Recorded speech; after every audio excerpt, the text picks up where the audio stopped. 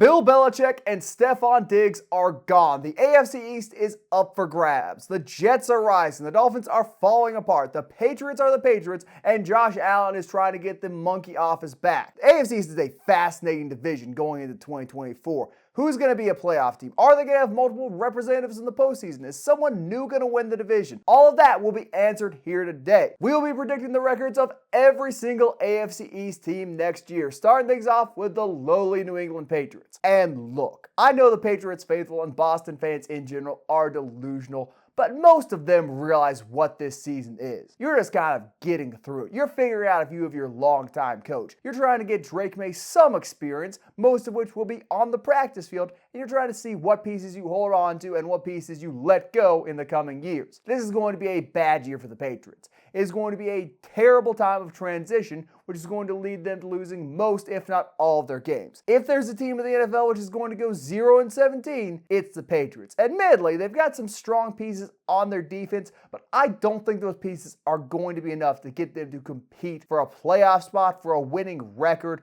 for even 5 wins. I see the Patriots going 3-14 in 2024. If we see Drake May play this year, I'll be a little shocked because it's not the greatest situation, and if he does play, it's simply because the coach is desperate to save his job and hopes he can insert their high first-round pick into the lineup and win some games later in the season. The Patriots are not a good team, and notoriously, Bill Belichick disciples are not successful. So now it's the organization Bill Belichick left, and you're asking one of his former players to take over and turn the organization around from what was already a down year. I do not see that happening in year one. I think there's going to be another head coaching switch, assuming Drake May is the guy, before the Patriots truly start to turn the corner and kind of contend in the AFC and also contend just in the AFC East. So with that being said, I think they'll pick up a couple divisional wins here and there. They might win their last game of the season against the Bills because the Bills might not be playing any starters or something to that effect.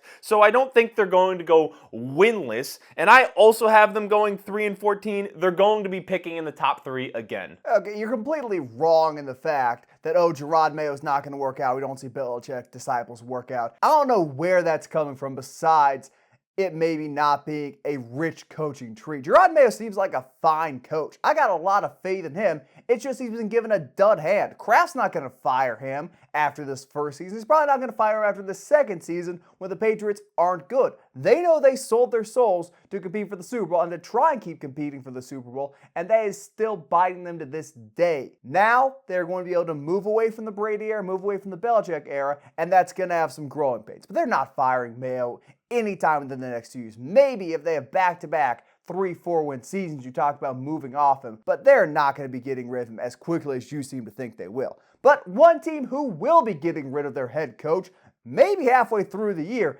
is the New York Jets. And the Jets are an interesting team. They undoubtedly got better this offseason. They brought in veteran talent, some of which is cosplaying in Japan currently. They brought in players of superior talent like Mike Williams, who go out and win 50-50 balls. Pair him with what you've got already in Garrett Wilson, Breece Hall, an established offensive lineman in Tyron Smith, and that's a quality offense if Rodgers is on the field. The defense, we know it's good.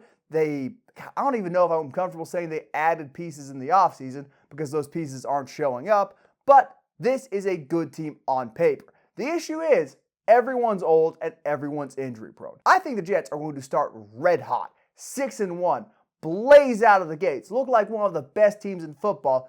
Then as the weeks go on, those injuries start to mount up. Maybe it's Rodgers again, maybe it's Mike Williams, maybe it's the O-lineman, maybe it's some pieces on that defense. But I think this team just gets chipped apart by injuries and then post-bye week completely goes off the rails. I think they lose their last 6 games. I think they miss the playoffs and have a record of 8-9, and Saleh is out of a job. This is an organization and a team which cannot handle anything going wrong, and with the roster they constructed, things are going to go wrong. I think 8 and 9 is a little optimistic when it comes to what is actually going to happen because of the strength of the AFC, some of the tough games that they have. And yes, Jets fans, it is true. You have a better team. You have a more talented team than you did last year. But when your biggest additions are Tyron Smith, Aaron Rodgers actually being healthy, Mike Williams, who's been incredible when he's on the field, if all those guys stay healthy, which they never do. It's never really happens, especially with Mike Williams and Tyron Smith over the last few seasons. Mike Williams always misses a game here or there if he's available the entirety of the year. Tyron Smith the last couple years misses a game here and there.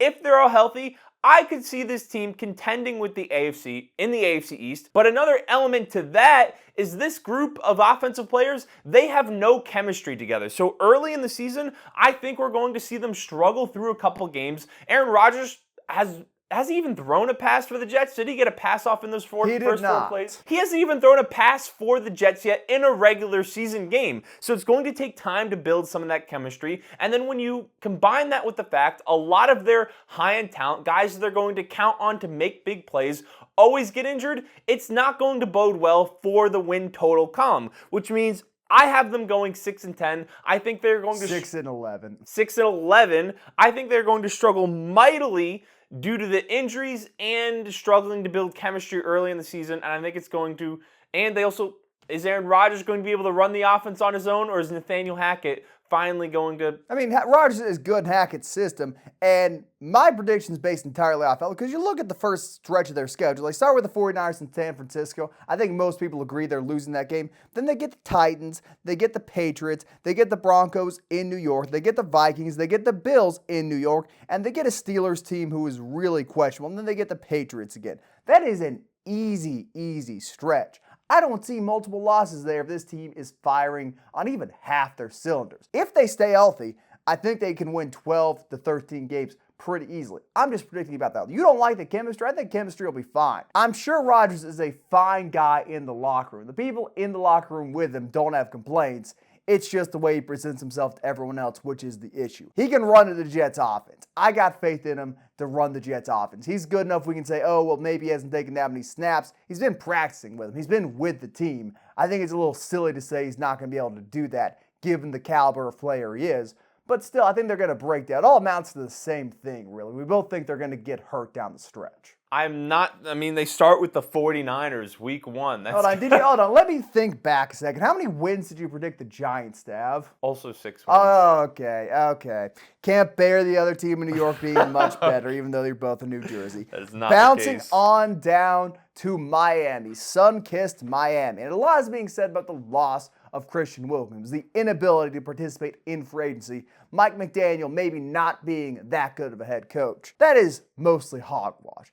Mike McDaniel is a great offensive mind. He got put in a rough spot 2 years ago with Tua getting hurt when the playoffs started and a rough spot going into Arrowhead in minus 40-degree weather to play the Kansas City Chiefs, who would go on to win the Super Bowl. Very few quarterbacks would have succeeded in the position Tua and McDaniels were put in. I'm not willing to dismiss them yet. I'm not willing to dismiss Tua yet. Their offensive line has gotten better. Their offense is still going to be very good. They've still got Tyreek Hill. They've still got Jalen Waddle. They've still got a quarterback who can consistently get it to him in the regular season.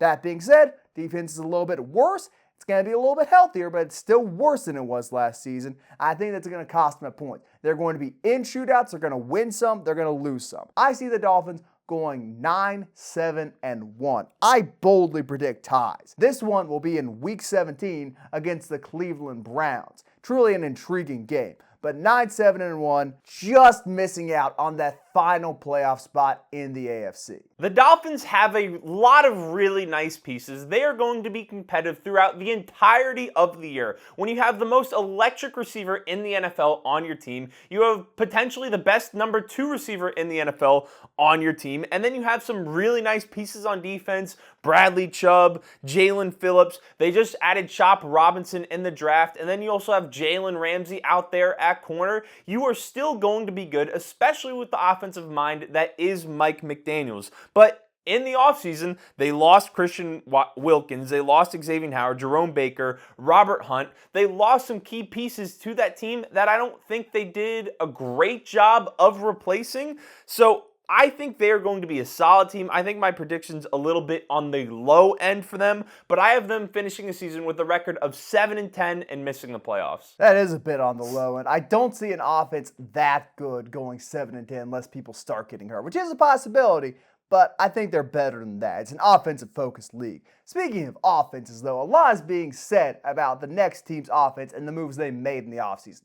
Stephon Diggs is gone, and the Buffalo Bills are better for it, in my opinion. Say what you want about superstar this, talented that. He was an issue in the locker room. He was a non-factor down the stretch, and Khalil Shakir became the team's #1 wide receiver and was much more effective in the second half of 2023. He'll have a bigger role to start the season now. They've added pieces in the draft. They have upgraded in free agency, in my opinion, replacing Gabe Davis with Curtis Samuel. Curtis Samuel is much more consistent than Gabe Davis. Their running game's still good. They've solidified their tackle position by locking down and getting their franchise guy. And of course, they've got Josh Allen. That offense is going to be better, in my opinion, next year. That being said, they have lost some important veterans on the defense. That will hold them back from being a truly top-tier team in the AFC. But they're going to be the 2 seed. They're going to win 12 games. They're going to have to get over the Chiefs in the playoffs in all likelihood.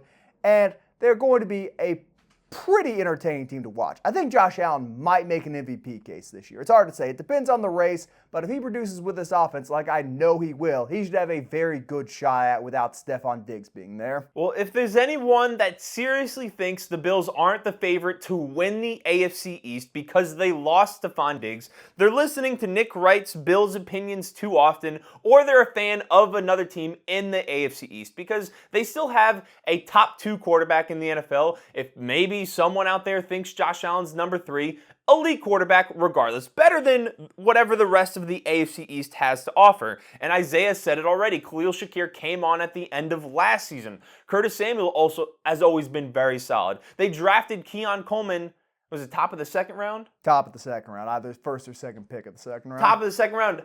You hope he's a high-end receiver. I happen to like him a lot. Dalton Kincaid, you hope is going to progress in year 2. And then he also, who's the other tight end? Knox. Dawson Knox. So they have 2 good tight ends. Offensive line, it's okay to solid. They have James Cook, who's a very good running back. Defense will be what it is, but they're better than the rest of the AFC East. They do have a tough schedule. Ravens, Texans, Rams, Lions, Chiefs, 49ers, Jaguars. Some of those games will win. Some of them will lose. They might lose a division game here or there. I have them going 10-7. I don't really see them being challenged for the AFC East. Something it is important to note, I don't want to gloss over this, losing Tre'Davious White and Poyer hurts their secondary a lot. But at the end of the day, these were the guys who time and time again in the biggest games of the year were either A, hurt, or B, were unable to stop opposing teams, mainly the Chiefs, but sometimes the Bengals. I think it is time Buffalo goes in a new direction defensively. That may hurt them in the short term. That's why I don't have them being the 1 seed in the AFC or even competing for the 1 seed with the other team I've got up there. But at the end of the day, it was time to move off these guys, and there may be some drop off, but I don't think it's going to be as dramatic as some people would like it to be. But those were our thoughts on the AFC East. Let us know what you think down in the comment section below. Who were we right about? Who were we wrong about? Are the Jets secretly the best team in all football and going to win 15 games? Let us know. If you're still here,